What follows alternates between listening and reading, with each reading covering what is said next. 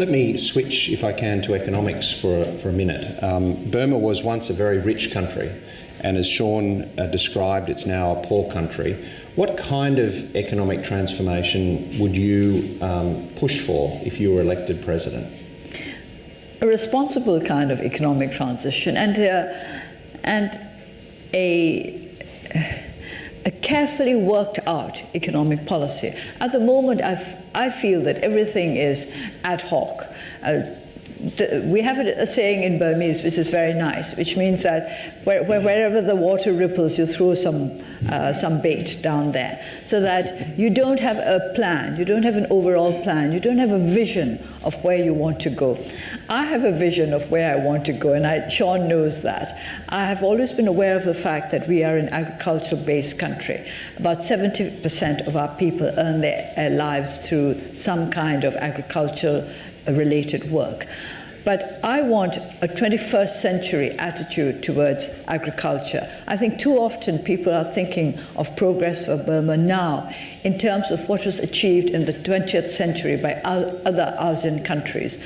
But we mustn't forget that we're now into the second decade of the 21st century. We can't be bound by 20th century thinking. And I want our agriculture economy to be based on the fact that food security is going to be a major issue for the world today. People talk a lot about food security, but I don't see that there is much done in the way of economic policy that is related to food security. Food is needed everywhere. And when you talked about the strategic position of Burma between the two large countries, Asia and India. Now, China and India. Both China and India are going to be in great need of food, not in the far future, but in the near future.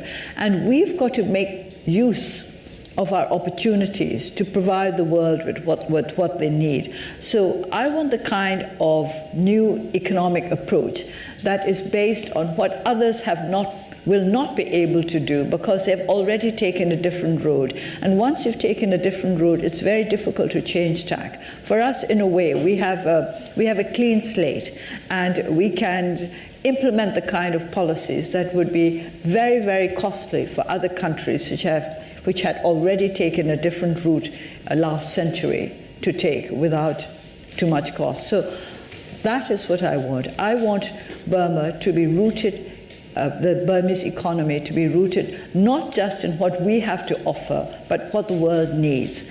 Only in this way will we be able to not just catch up with, I tend to be rather ambitious, but to overtake all those countries which did well in the 20th century.